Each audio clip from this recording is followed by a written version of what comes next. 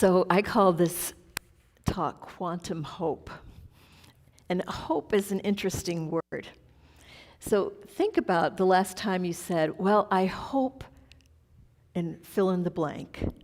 And did you really expect that whatever you filled in the blank for, like, I hope I get that job, or I hope I have enough money to pay this bill, or I hope I meet that person that, is my one and only. Did you really expect that that would happen? Or did you really mean, oh, I wish it would, but I know it won't? I think when we say, I hope this happens, we're saying, oh, we need a Hail Mary here. This is such a long shot, right?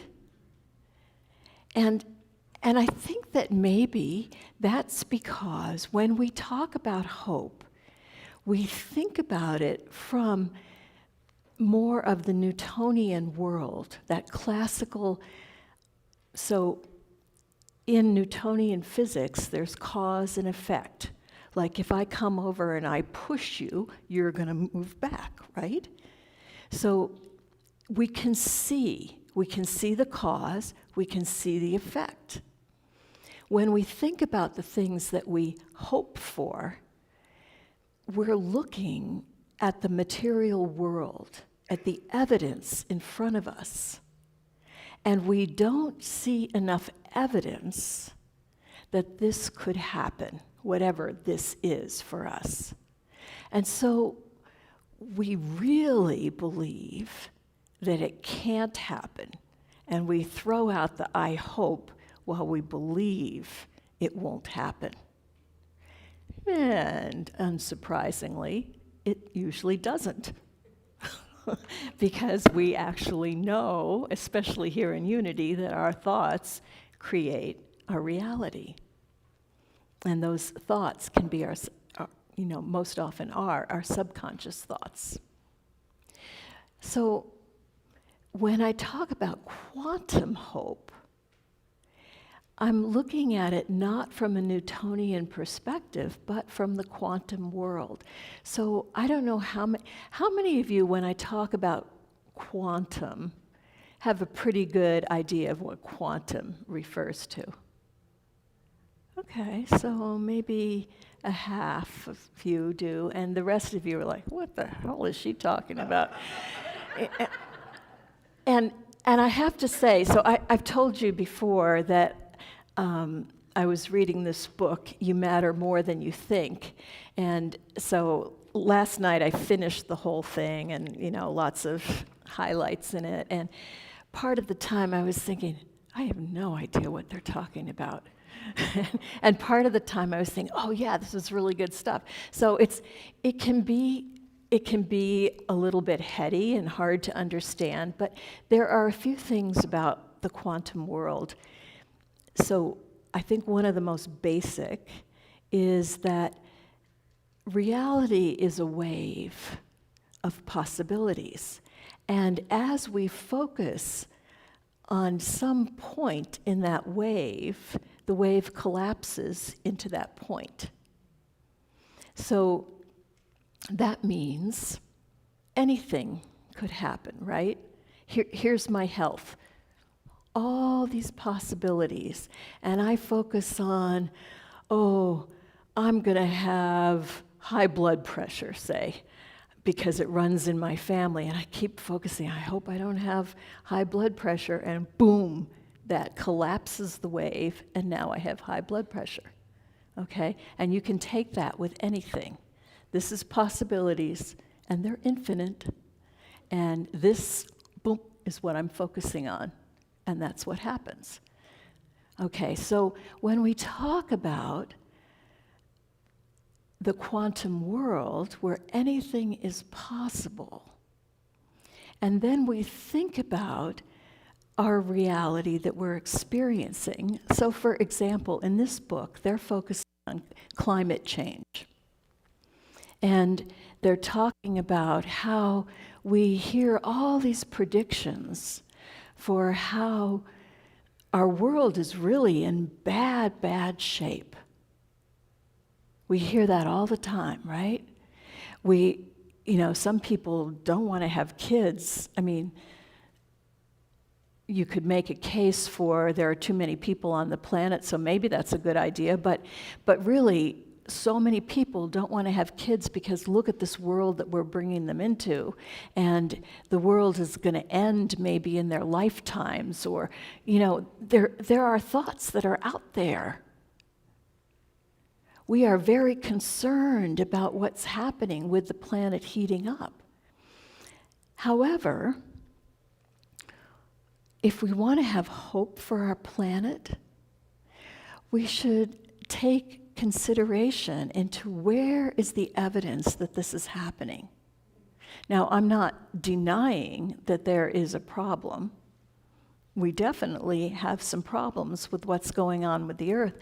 But when they measure what is going on with the earth, they are measuring things like, okay, how much have the ice caps melted? And so let me give you a different example. If you're doing probability with rolling a dice, for those over there doing blackjack, they measure the roll of the dice, like what are the numbers that are possible, and they measure the roll. What they don't measure is the one who is doing the rolling. Okay, so when we think about all the measurements and all the statistics that we get about what is happening with our planet, we, the agents, are not being measured. Only what is happening, the process. It doesn't take us into consideration. And we, as it turns out, have a very big role. Consciousness has a big role. So another aspect of the quantum world is something called entanglement. Maybe you've heard about experiments where they take cellular material and they separate it. And one is in Chicago and one is in Portland. And they do something to the one in Portland, and the one in Chicago has an experience that looks like a reaction to the same thing, even though they're not connected, but they were at one time. They've done lots of experiments with twins who were separated at birth for some reason and end up having similar experiences all through life because we're entangled with one another. You've had experiences where you think about somebody and then that person calls or you run into them because we're entangled with them. And that's a quantum idea. We tend to think about nature as, well, there's nature out there. Let's go out and be in nature. We tend not to think about, I am nature. And I am entangled with all of it.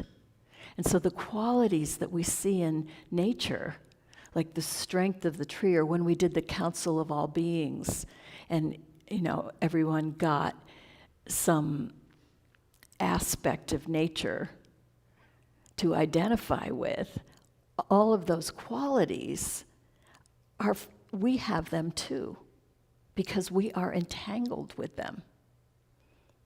And so we're playing too small. When we have hope that is more of the Newtonian kind of hope, and it's based on the evidence we can see, we're not looking at everything we are entangled with.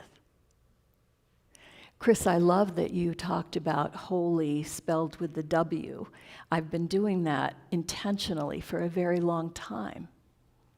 My word for God is the holy good. And we are entangled with the holy good. I am the holy good. I can't separate myself from it. So when we think about what is possible in our world, we have so much that we can draw upon, and we have agency, and we have to think about our power to create. One of the things that I loved that was in this book was talking about how what it is that we put out.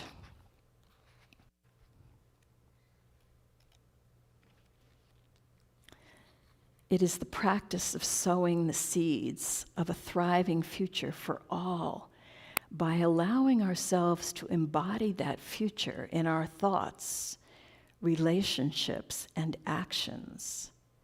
When we embrace our complementary identities as both individuals and collective. So it's not just I am I, but I am we.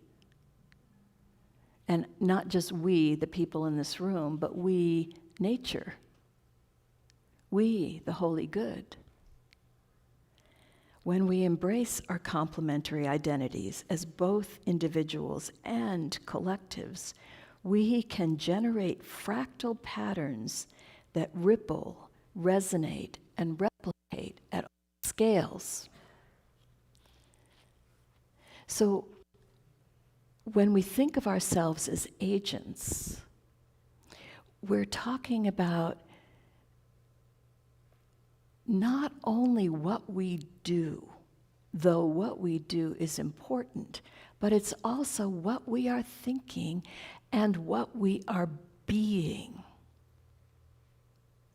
So if we want a world where everyone thrives, if we want a world where there is kindness, then we look at who are we being. And we don't doubt that that kind of being is having an impact. Maybe we have to take actions. We can't just think about it in our heads, but the actions flow from an interbeing space. Like you wouldn't sit down, well, if you're 11, you might, and you have a whole package of M&Ms and you don't want to have to share it, you might eat the whole thing and not offer it to the person beside you. But even when you're 11, sometimes you think better of it and you offer some M&Ms. So it's like we grow into knowing as we grow that we can't just be for ourselves, because we are collective and every one of us matters.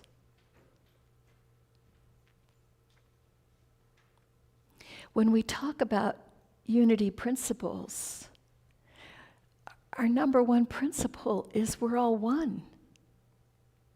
The holy good is what we are. There is not a hierarchy of a God up somewhere and we down here. It's all one. Even the creation stories that come from a culture that was very different than ours, with a scientific understanding that was very different, very, very different. It was a pre-scientific understanding. But even in that story, everything that's created, God says it's good because it comes from the mind of the cosmos, the creation, the holy good. What else could it be?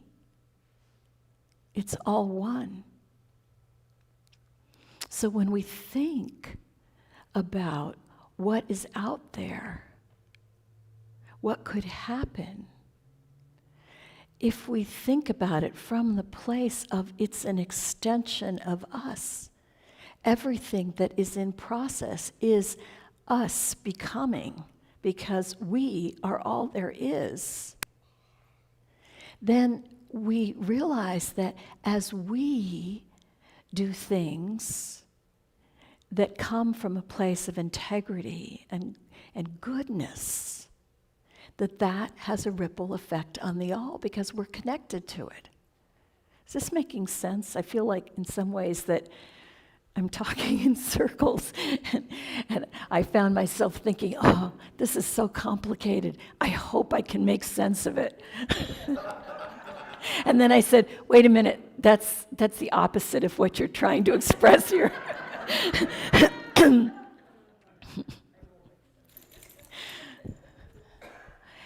It's, in some ways, it's just simpler than we can imagine. Just be a good person. Be kind.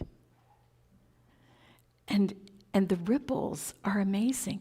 I read a story yesterday about a woman who got on took an Uber to go to Atlanta airport, and she's in the airport in line to get on her flight. She left her car keys and house keys in the Uber. The Uber driver found them, parked the car, came into the Atlanta airport. This is not like Redmond's airport. It's one of the biggest. He came and found her in the airport and returned her keys. Because they're entangled and kindness has fractal power. So the things that we do when we think about the earth as we are the body of the earth,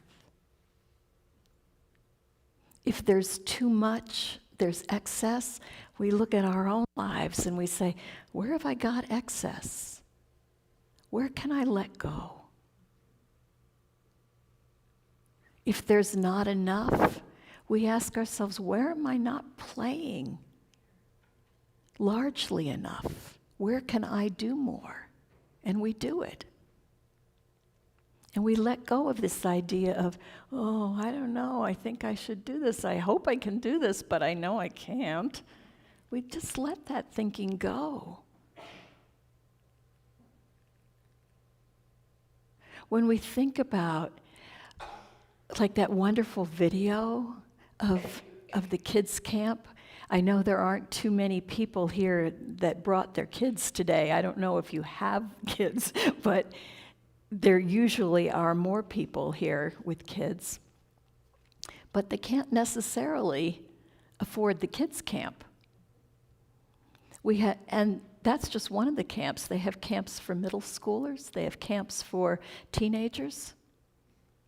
And, you know, being a parent is an expensive job. I was listening to a comedian yesterday talk about the parentally challenged, and he was saying, oh, it's not much of a return on your investment. You know, you're paying out all this money every year, and then at some point you die and they get all the rest of it. And it's just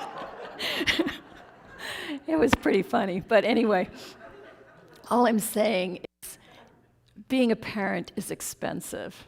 And so for those of you whose kids are not, you know, they're grown, or you don't have kids to begin with, maybe you want to think about giving some extra money specifically for kids' camp so that more of our kids could go. Just a thought. Maybe you want to think about doing things that have an impact, just working in this small community. You know, like getting out and pulling weeds or washing laundry for people that don't have washing machines. I mean, that could even, did you get your washing machines fixed yet? And she was saying that the first day that we did that, it's like, my washing machine isn't working. Maybe I could bring my laundry in.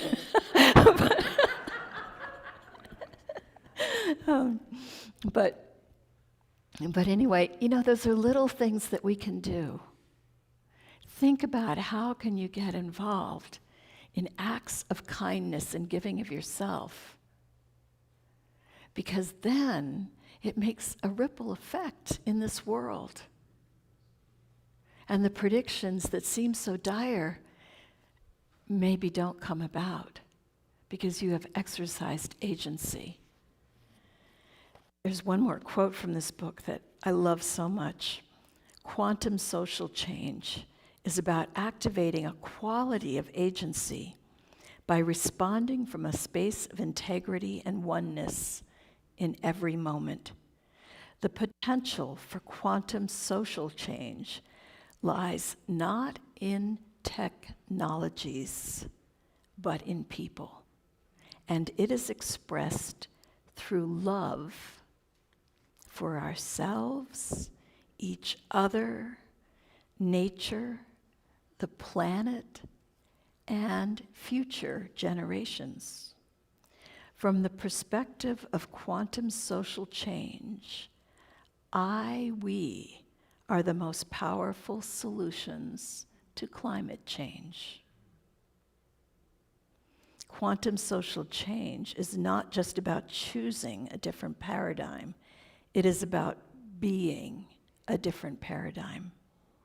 This takes courage in a world where we are socialized to conform and habituated to believe in the paradigm that we are separate. We are not separate. We are one. We are one. And when we know that, and when we act from that knowing, we create the world that we want. And hope is a real power. Namaste.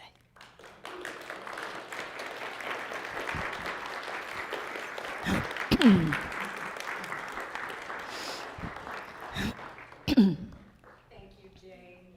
Wow. Just take that in.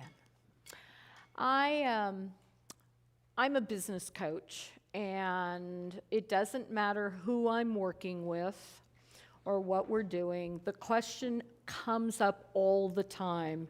How do I get through the difficult stuff? Imagine being a CEO and finding out you have to lay off, 8,000 people. That is one of my clients. And based on Jane's talk, I didn't realize I was infusing some good stuff in there. And the question always has to be, what's one thing you're grateful for?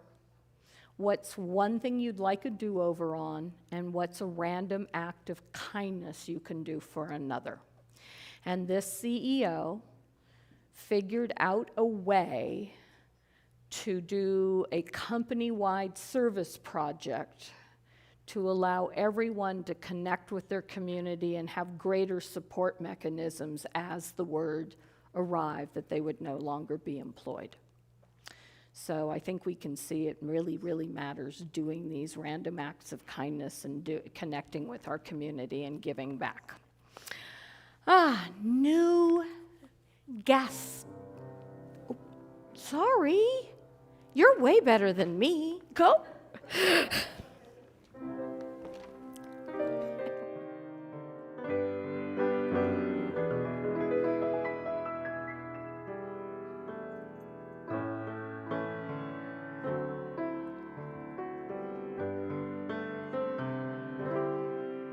Somewhere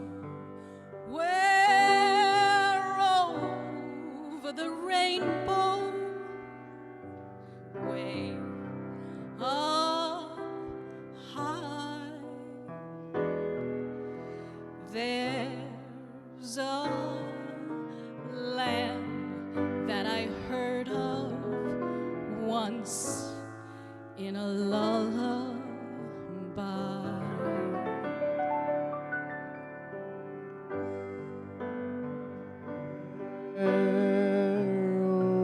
Over the rainbow,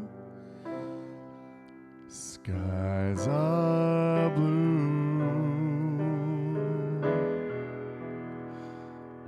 and the dreams that you dare to dream really do come true. Someday I'll wish upon a star and wake up where the clouds are far behind me.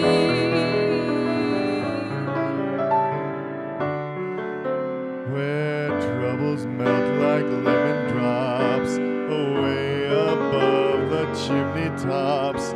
That's where you'll find me. Somewhere over the rainbow, bluebirds fly. Birds fly over the rainbow. Why, then oh why can't I?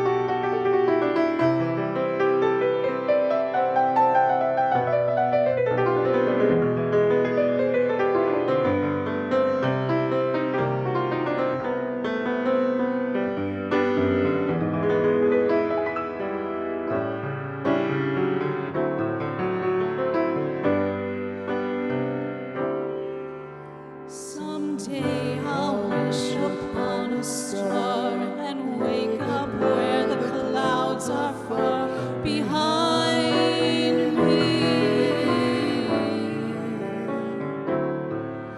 where troubles melt like lemon drops away above the chimney tops. That's where you'll find me.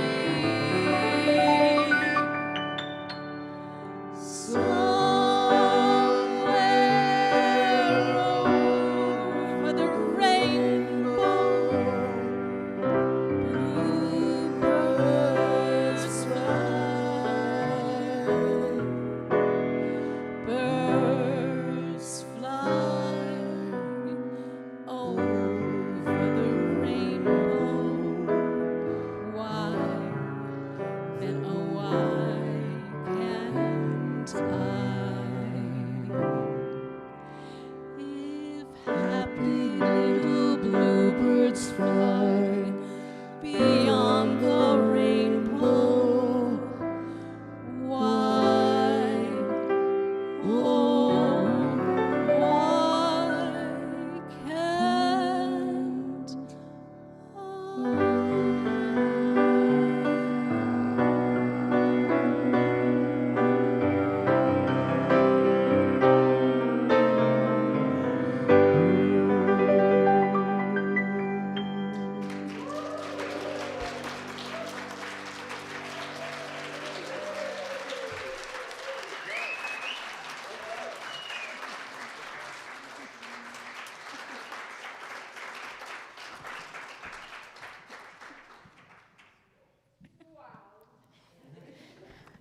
And I don't know if you guys can see, we have a little Wizard of Oz plate here with the red heart, and then our beautiful Miss Donna did click her heels at the end of the song.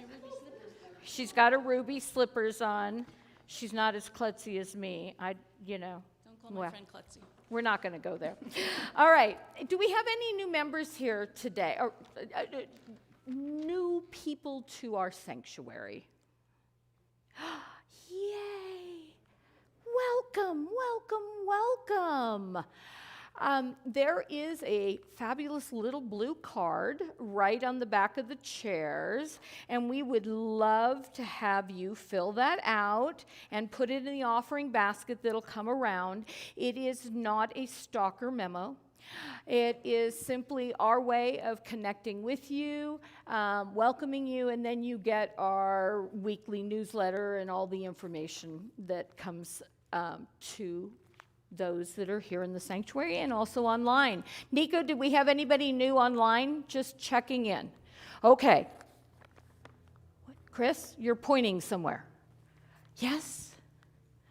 Oh, welcome, welcome, welcome. Thank you for being here.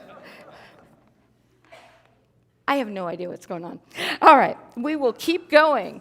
Right now, we are going to go ahead and do our offering, all right? And I want to mention a couple things about the offerings. You can text it to us. You can put something in the basket.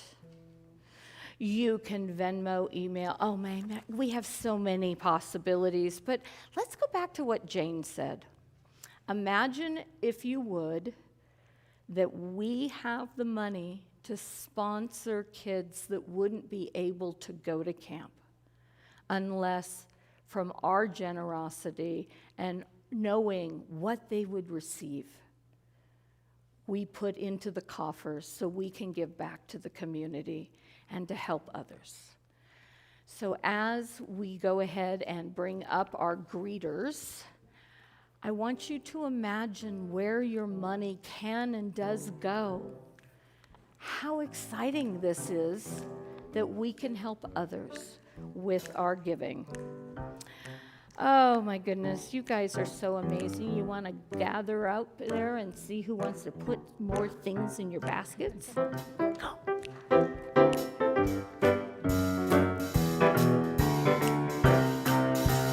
Gratitude song. I got gratitude in my heart. I got gratitude in my soul. I just want to say thank you. I just want to say thank you. I just want to say thank you for it all. Thank you for it all.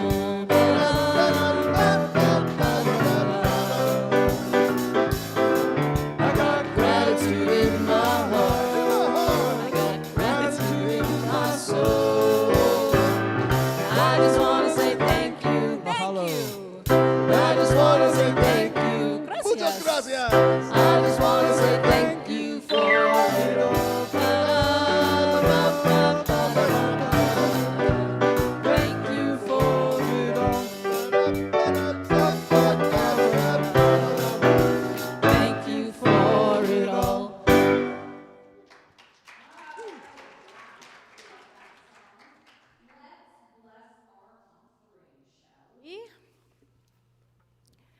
From the love of pure spirit within us, we bless these gifts. We send them forth to heal, bless, and prosper. They are evidence of our faith and belief. They do good work in the world and return to us multiplied abundantly, and so it is. Thank you. We're at the point of our time together where I think I should bring up the prayer team. If you're not already on stage, which two of us are, Kevin, you want to come up? Anybody else want to come up? You can't come up? All right. Bottom line is, if you'd like a prayer when we're done, there's a couple of us up here. Allie Crane is online. Also, for our online team, I'm going to encourage you to stay in the community itself and socialize and get to know a couple other people. And let's leave our day with our intention for the week, the prayer of intention. Holy light shines within and all around me, a presence of love that is always there. I am that presence. I am a radiant field of love energy. I am holy light. My essence cradles and guides me. I am a gift in this world. I go forth from here in joy to bless the world with my loving light. All right. Let's kick off the week.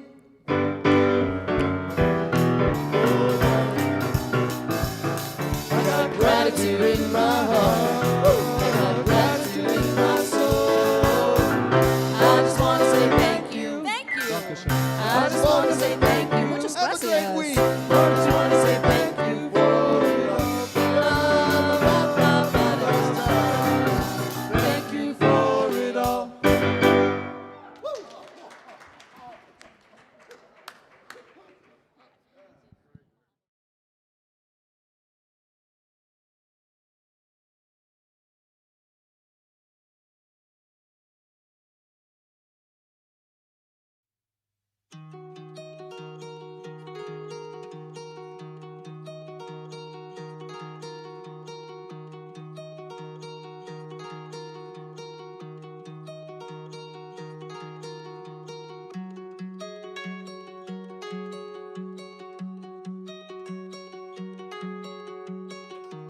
So you think you know decisions made from the unknown, but where did they arise?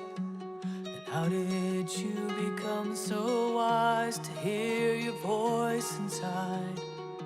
The one that's been there through all time, guiding you along, awakening you to your song.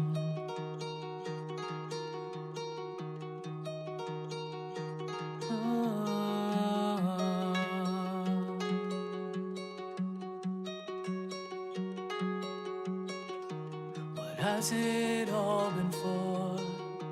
The great search for the soul behind all the lies. Stories kept deep inside of who you think you are. A life you thought you could devise, but here you are again, questioning all that you can.